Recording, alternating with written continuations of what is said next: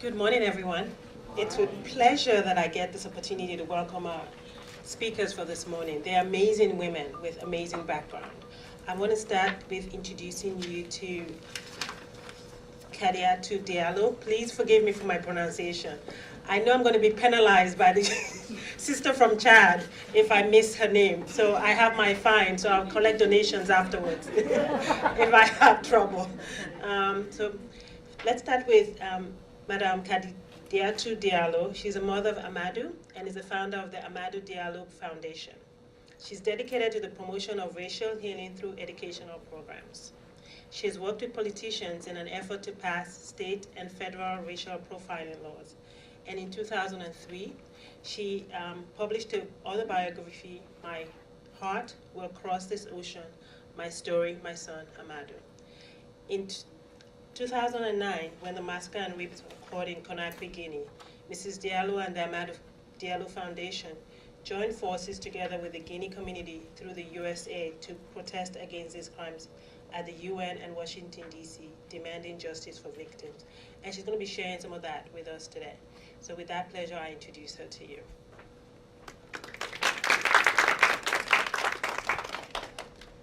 Hi, ladies and gentlemen. My name is Kadiatou Diallo. I am here today to join you.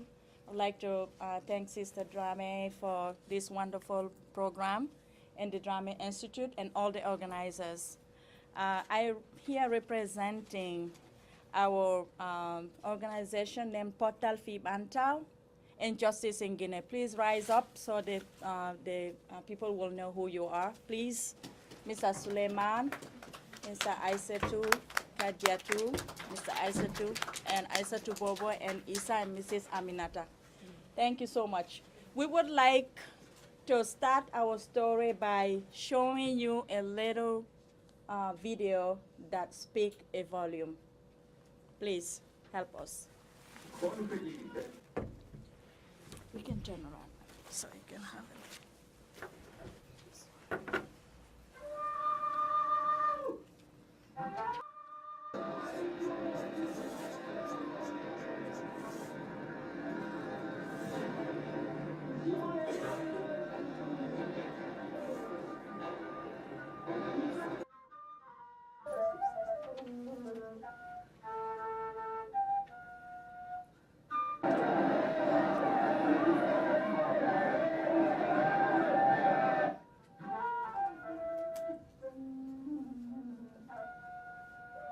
Football ground in the capital of Conakry in defiance of a ban to protest against the West African coup leader. Gunshots ring out. Thousands watchers fire into a crowded sports stadium. Battle-weary soldiers pursued the crowds as they dispersed into the streets around the stadium.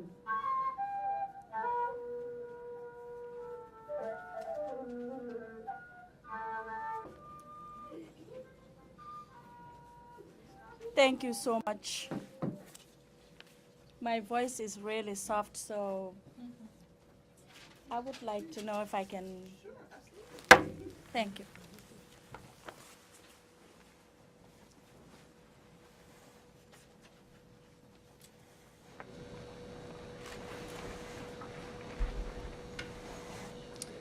Ending violence against women in Guinea. The Women Caucus of Portal Fib Antal Fouta Djallon. Introduction. Portal Fib Antal is a non-profit organization whose purpose is the cultural, social, and economic renaissance of the Fouta Djallon in Guinea. Portal Fib Antal members firmly believe that regional development in the context of decentralization is the only viable basis to build our nation. Given the deeply rooted political violence in Guinea, Portal Fib Antal has been actively involved in the struggle for the establishment of the rule of law as a condition of any economic development. The Women's Caucus of Portal Fib Antal has issued this memorandum as a contribution to ending violence against women, especially in Guinea. Violence against women and democracy in Guinea. Ending violence against women in Guinea remains one of the most difficult tasks toward genuine citizen participation and democracy. It is noteworthy that given the political emergency and the institutionalization of human rights violation in Guinea, there is temptation to subordinate or link the end of violence against women to the overall improvement of the political climate in the country. Of course, violence against women in Guinea, for that matter in all African societies, is not an isolated phenomenon. However, achieving a genuine and lasting democracy requires women to participate with their own agenda. Also, combating violence against women in Guinea requires an understanding of how cultural, historical, and political factors are intertwined in the country's past to generate this current situation. In our view, any program to end violence against women should tackle first the most urgent factors leading to short-term measures on law enforcement. Thereafter, long-term measures can be inscribed into the overall development process to translate into economic and social empowerment. In the traditional societies of Guinea, violence against women has been prevalent. The deeply entrenched female genital mutilation is the most known.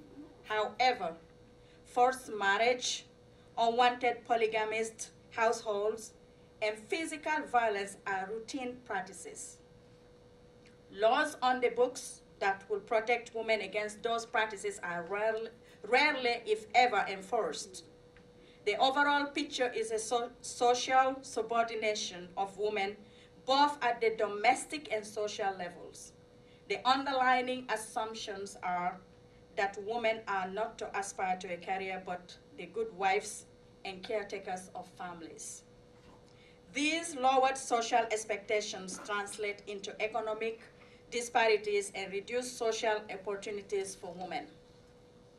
In Guinea, no regime has done anything to break the cycle of violence which is at the core of the lower status of women. In its short history, Guinea has witnessed more than its share of human tragedies. The first regime was totalitarian. Women's emancipation was used as a propaganda tool and as a means to undermine the foundations of the society. The effects of the campaigns of women emancipation has been notoriously pernicious and long-lasting. Except for a handful of them, women have not seen any improvement in their conditions since independence. The resounding economic failures to the country has led to an exodus of workforce from the countryside to overcrowded cities and neighboring countries. This exodus has been particularly damaging to women. The lack of opportunities has reduced most of them to menial jobs and informal prostitutions with no access to any channel of social advancement through education. Political violence against women. The political violence that women are enduring is not new. It is the offspring of the legacy of traditional male domination and political violence of the country. What is new is the systematic use of sexual violence as a means of political repression. The tragic episodes of rapes and sexual violence of 2007, that's some of it we have seen here, and 2009 were morally shocking to the country and the world. Mitigating its bitter effects is more than ever necessary to heal Guinea and remove the country from the path to civil war. The climate of pervasive political impunity in Guinea has permeated the social landscape, reinforcing stereotypes and mistreatment of women. Women exposed to political violence are neglected. During the events of the September 28, 2009, besides the rape in broad daylight of women at the stadium, there were numerous cases of abduction of women. Some were kept for weeks as sex slaves by military officers before dumped naked in the streets of Conakry. Many were infected with the HIV virus. All of these victims are living with no moral and financial support. They keep a low profile because of a lack of a caring social and political environment, as they witness a repetition of the same crimes which continue to be unpunished. After the 2010 elections, a young pregnant woman was sexually assaulted by members of the military in Labe, upcountry in Guinea, and had to be transferred to Dakar, neighboring country in Senegal, to receive treatment due to the lack of adequate medical possibilities in Guinea. Upon returning to Guinea, her husband ended the marriage. Unilaterally, in addition, the security agents that perpetrated the rape has never been prosecuted. The Guinean president has never met with the victims of their representatives. The mastermind of the attacks has been all promoted to top position in the new government. At the same time, the former president during the 2009 massacres is enjoying a retirement in Burkina Faso with the complicity of the ECOWAS governments. What to do to end violence against women? A host of actions are needed to tackle such a situation. Our association remains convinced that before any long-term programs such as education and economic opportunities can be implemented with any benefits, there is an urgent need to end impunity. Officers accused of perpetrating odious crimes against women should be put on trial. There is a need for coordinated efforts to protect and empower women through justice. Our organization, Portal Fib Antal Futa Jalon, has set up the program Justice in Guinea, and the website is justiceinguinea.org, with the help of renowned lawyers to raise awareness about impunity in Guinea. Also, we are putting forward the following recommendations in order to end impunity in Guinea. We call on the international community under the auspices of the UN to assist in implementing these recommendations during the year 2013. They are: 1, set up a judicial fund to assist women victims, in particular, in pressing charges with the ECOWAS Court of Justice, where streamlined procedures allowed for rapid actions. Number 2, set up a targeted fund to assist women victims with the help of internationally recognized bodies. This will alleviate the plight of victims who are not only neglected, but are living with the stigma associated with rape. 3rd, organize in Guinea an international conference on impunity and violence against women. This will go a long way to empower victims in Guinea and throughout Africa. Number 4, lastly, continue to pressure African government to take effective actions to prosecute perpetrators of violence against women in Guinea.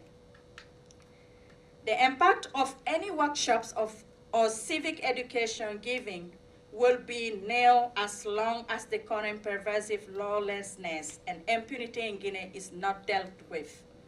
That's why we are calling for the implementation of these targeted programs as first means of helping the country break out of the cycle of violence and impunity. We, the Women Caucus of Portal Fib Antal, will gladly provide the specific of each of these programs and to work with your organizations in their implementations. Respectfully, yours. Thank you. We have some handouts for our program and points that we mentioned here.